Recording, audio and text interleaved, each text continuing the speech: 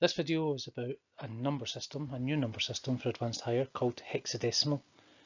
It's used a lot in computing science, so really useful to be able to understand it when you see this number system used in different situations. If we start off by trying to remember what we already know about data representation, everything at the centre of the computer is stored using binary ones and zeros. And we've looked in the past at binary integers, positive and negative, real numbers, mantissa and exponent and floating point representation, ASCII and Unicode text, bitmap and vector images, and more.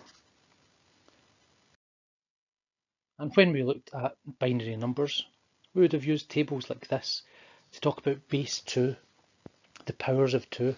All of the numbers have got a base of 2. So 2 to the 0 is 1, 2 to the 1 is 2, 2 squared, 2 cubed, 2 to the 4, and so on. It's a bit like when we first learned numbers in primary school, where we had units, tens, hundreds, thousands. Those were the powers of 10 or base 10 numbers. So we call our number system decimal or denary. Binary has got two states, 0 and 1, and it's base 2. Everything's a power of 2. And the new number system we're going to use looks a bit different, and you've already seen them even in third year or second year when we would do HTML colour codes, that you see these mixtures of letters and numbers. Not all the letters, just letters going from A to F, and those we call hex codes. Hex short for hexadecimal. In hexadecimal we've got all the same digits as denary from 0 up to 9, they mean exactly the same. But then when we get to 10, when we go into the tens column in denary, what hexadecimal does is it starts to use the first 6 letters to represent the numbers 10 to 15. So if I was counting from 0 to 15 in hexadecimal, I would go 0, 1, 2, 3, 4, 5, 6, 7, 8, 9, A, B, C, D, E, F. When we look at that in binary, you'll spot that we need 4 bits to represent all the digits from 0 up to 15, and hexadecimal 0 up to F. 4 bits is important. If we think about 32 CD 32, that's not actually how the computer stores it. The computer does store it as binary code, but it's just a wee bit shorthand. It's easier for us to use.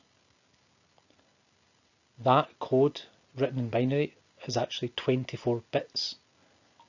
Each of the hexadecimal digits is 4 bits, so 6 times 4 is 24 bits. So if we were trying to type those all in, there'd be lots of mistakes, it would be complicated to do, it's not ideal. So hexadecimal is used as a shorthand for binary numbers. For advanced higher, you need to be able to convert backwards and forwards between binary hexadecimal and denary and hexadecimal. And actually to go from our number system to hexadecimal, sometimes it's easier to kind of use an intermediate step. So I'll talk you through 4 examples for each case. First of all, probably the easiest one, is if you want to convert from binary to hexadecimal, you just group together your binary digits into groups of 4, starting from the right hand side, making groups of 4, and each group of 4 will correspond to one hexadecimal digit. So 1011, that corresponds in our number system in denary to 11. 10 is A, so 11 is B. So that first 4 block of digits is equal to B. 0010, that's just the number 2, so that's exactly the same. We don't need to use any of the letters here. 0010 equals the number 2. So we write that in hexadecimal as B2. To convert back from hexadecimal to binary, we just do exactly the same. One digit becomes 4 binary digits. So D, I usually think of this, convert it into denary first. A is 10, B is 11, C is 12, so D is 13.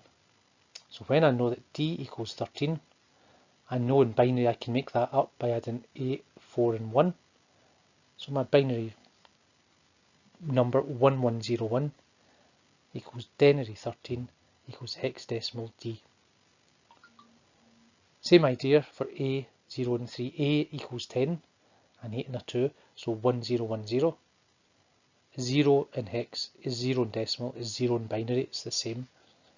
Just be careful, you always use 4 bits for one hexadecimal digit. And hex 3 is just the same, a 2 and a 1 added together, so it's the same in denary and hexadecimal, 0011 in binary. And we put them into the same order, DA03, so the D, the A, the 0 and the 3.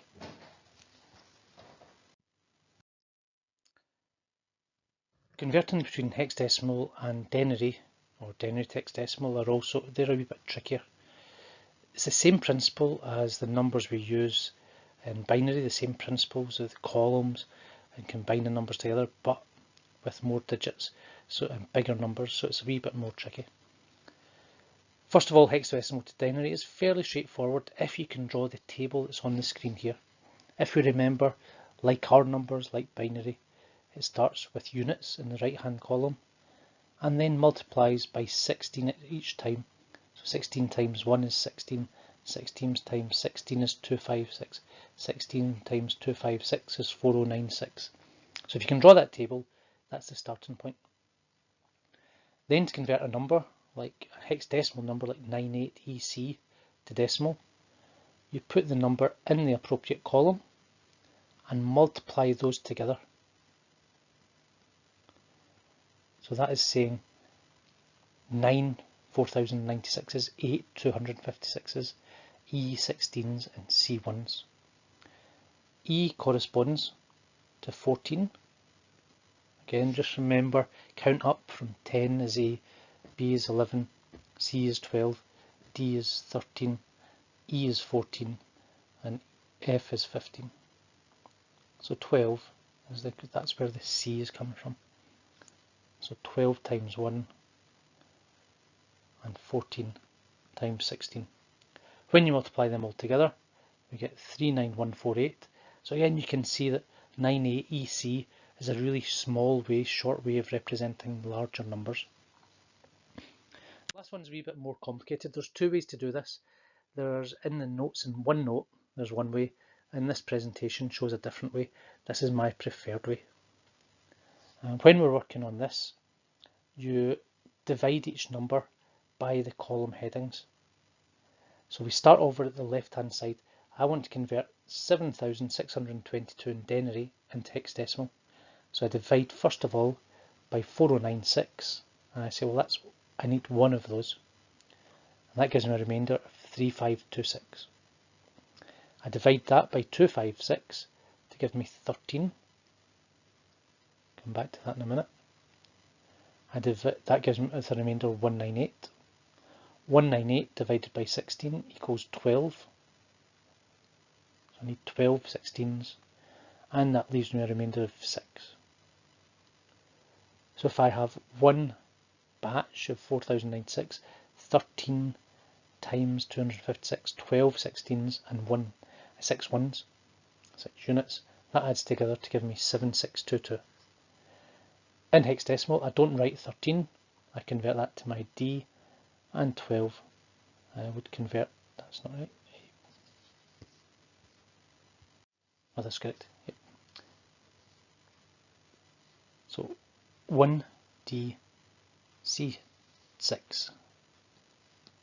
that's the hexadecimal equivalent of 7622.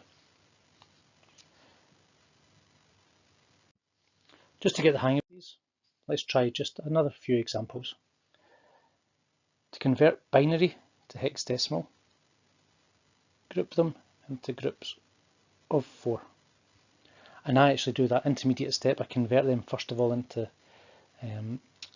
decimal, denary, and then convert to hexadecimal. I keep in mind 1, 2, 4, 8, my column headings. So this is an 8 and a 1 is 9, an 8 and a 4 is 12, a 4 and a 1 is 5, and a 2 at the end. These numbers just represent themselves. 12 we convert into hexadecimal as a C, so that number in binary equals 9C52. That's quite straightforward. I had to work on that one. Converting back, again I do that intermediate step. I write it in denary first of all. So D, working up from A10, B11, C12, D13, 4, 8 and F is the same as 15. I'm going to use my column headings of 1, 2, 4 and 8. So to make a 13, that's an 8, a 4 and a 1. 4 is just a group of one group of 4, one group of 8, and 15 is when I have all 4 ones. So D48F is the same as that long 16-bit binary number. Converting E9D3 is a wee bit trickier, a wee bit more complicated. So remember, we draw the table.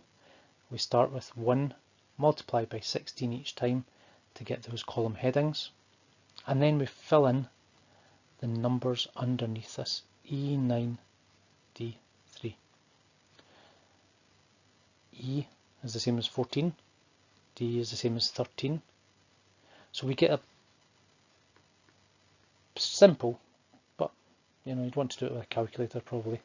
14 times 4096 plus 9 times 256 plus 13 times 16 plus 3 at the end. When we add those together,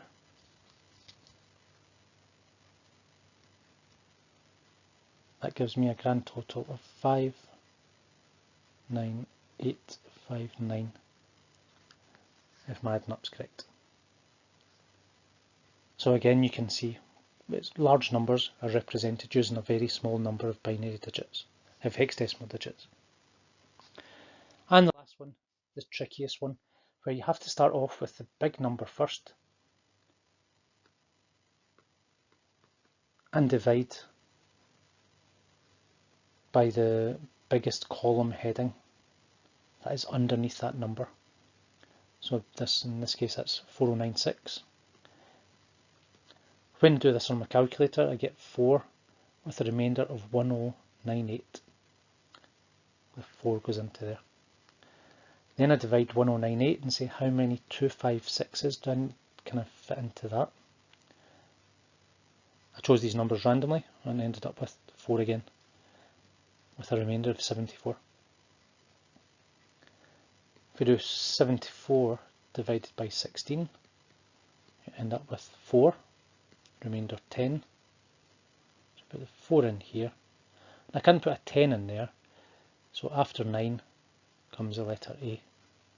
So 17482 equals 444A. On your OneNote, there is a bunch of calculations for you to try, and just practice that, just make up your own numbers and make sure you understand all those 4 types of conversion.